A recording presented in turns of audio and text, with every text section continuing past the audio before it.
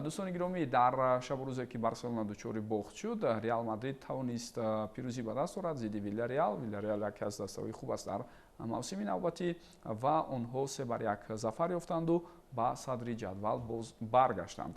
مخصوصا هنرنمای انفرادی بسیار خوبی وینیسیوس جونیور رو باید ما اشاره کنیم، زیرا در بازی قبلی البته بر عوض نتیجه بسیار خوبی امباپه اگر ریال کامیاب میشد، در این بازی محض وینیسیوس پیروزی رو برای دستش تامین کرد، زیرا هم پنالتی رو او کار کرد و هم گل اول رو البته خودی وینیسیوس به هدف رسانده بود. من فکر میکنم این یک نوع رقابت پذیری انفرادی رو به میان میارد میان وینیسیوس و امباپه. ببینید هرچند که به طور رمزی لیدری دست امباپه باشد، ولی فرصت های آخر آن ناراضی‌های سری که تمدید کنی شرطنامه با وینیسیوس دسته بود و چون که ما میدونیم ریال مادرید به یگان ستاره بزرگ گذشت نمیکند، اول دسته میستد و بعداً بازیگر آنها او هرچند او میخواست برابری آن دوران رونالدو معاش بگیرد، ولیکن چنین نشد. بعداً دیدیم چیزی که این خیلی نمیشد، باید در میدان بزرگی خود را نشان دهد، در میدان برابری را با امباپه برابر کند و این به فایده کار هم است. ببینید در یک بازی یکی میدرخشد، در بازی دیگری میدرخشد. مهم که اینها بازی یکدیگر را ویران نکنند. بعد حالت‌های میشود که به یکدیگر در وقت گلزنی پاس نمیدهند و بعد خودخواهی بالاتر میشود و همین مغروری خاصه با باعث نتیجه بدی دستیابی میشود. ولیکن این چیز علامت خوب است اگر که اینها در حلایدگی تقدیر هر بازی را به طور خوبی حل کرده توانند، این به فایده کار میشد. و ببینید باز هم من به یاد میارم اون دوران مربیگی خابی آلونسو رو در چمپیونات گرمانیا، وقتی که مقابل دستای بزرگ خل ضروری به دست نمیاد، اون دستای دیگر رو از یک لب به قبل سر کرده پیروز شدن میگرفت. و ببینید الکی یک ناکامی بارسلونا ضد دسته سویلیا برایشون کمک کرد که آنها به صدر جدول برآیند. اگر چنین شود آنها دستای دیگر رو فقط با پیروزی جمع کنند، این هم نظر طرف فول خوب است. آنها اگر در این کس کم شکست خورند، باز هم حسابی پیروزی دیگری پای هم میتوانند جبران کنند این چیز رو. این البته یک تخمین است، یک پیشگویی ممکن عملی نشونده است، ولیکن چون این طور هم هست و وقتی که ستارهای ریال مادرید این طور به خوبی به بازی تاثیر میرسانند، در بازی با ویلاریال ما دیدیم که چگونه پورا تشبث بازی رو به دست کش گرفت ریال مادرید. اونجا جوانان هم خوب بازی کردن. فرانک مستانتون یکی از فعالترین بازیگران بود. خود اردا گولر هم که باور کرده میشد و با جوانان بیشتر که تکیه میکند خابی آلونسو، او هم بازی عالی دارد.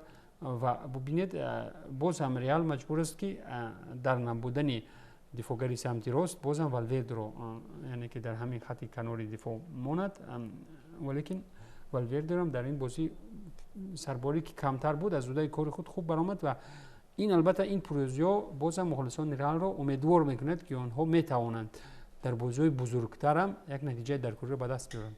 بله.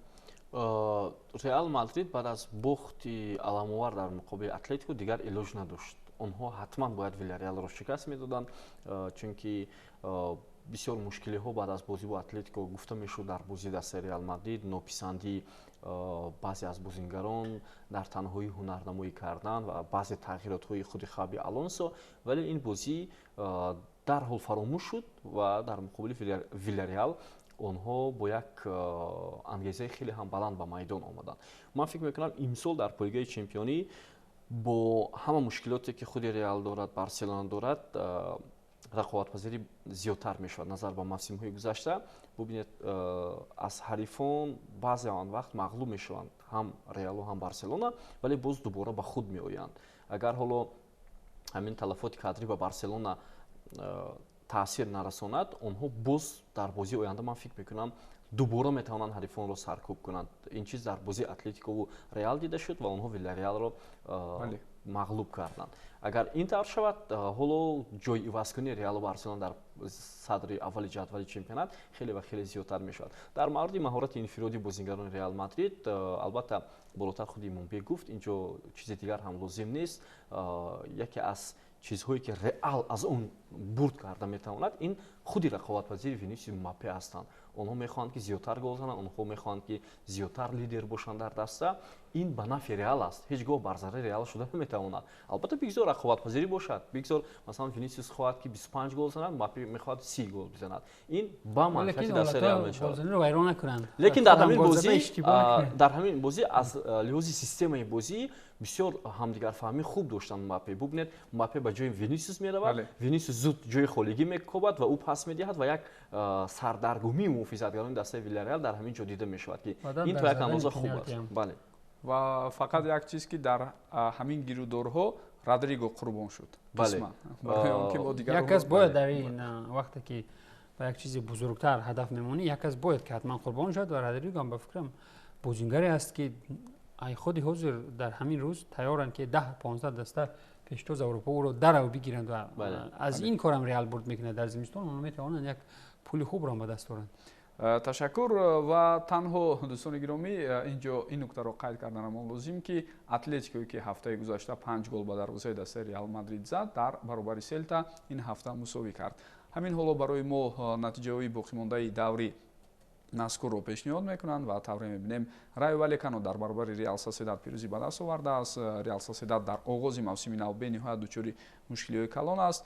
ҳамчунин дастаи Атлетик Билбао баъд аз 5 бозӣ беғалабавии худ ниҳоятан ба он нуқта гузошт. Малёркаро онҳо 2-1 шикаст доданд ва мо акнун ба ҷадвали умумӣ ҳам дӯстони гиромӣ ба онҳори даст назар андозем. тавре дида мешавад Реал Мадрид аз нав ба садр баргашт. онҳо 21 имтиёз доранд, Барселона бо 19 имтиёз дар зинаи дуюм, Вильяреал 16 имтиёз зинаи сеюм, Бетис ки ин давр ҳам ғалаба кард дар зинаи чорум аст, Атлетико дар зинаи панҷум ва Севилия ҳам мо дар оғози мавсими нав дида истодем ки андаке акнун ба худ меояд баъд аз 2 мавсими буҳроние ки дошт. Атлетик Билбао ҳам 13 имтиёз дорад, дар зинаи ҳаштум ҷо гирифтааст ва дар қисми поёнӣ Жирона, Реал Соседад ва Малёрка ҷо гирифтаанд. дӯстони гиромӣ, баъд аз хотимаи рақобатҳои ин ҳафта дар топ 5 лигаҳо акнун танаффус аст то рӯзҳои 17, 18 ва 19 октябр ва маҳз ҳамон рӯзҳо моро даври навбатии рақобатҳо дар топ 5 лигаҳо интизоранд ва барномаҳои таҳлилии мо ҳам баъд аз 2 ҳафта боз пешниҳоди шумо хоҳанд шуд роҷеъ ба бозиҳо аз топ 5 лигаҳои муқтадири футболи Аврупо. Инак нашри навбатии барномаи Еврогол хотима меёбад. ман изҳори сипос мегӯям ба ҳамкоронам Бобо ва Имонбек ки имрӯз дар барнома ҳузур доштанд. мо аз рӯйдодҳои охири футболи Аврупо натиҷагирӣ кардем. то дидорҳои дигар сеҳатманду комёб бошед ва аз варзиш дур нашавед. хайр.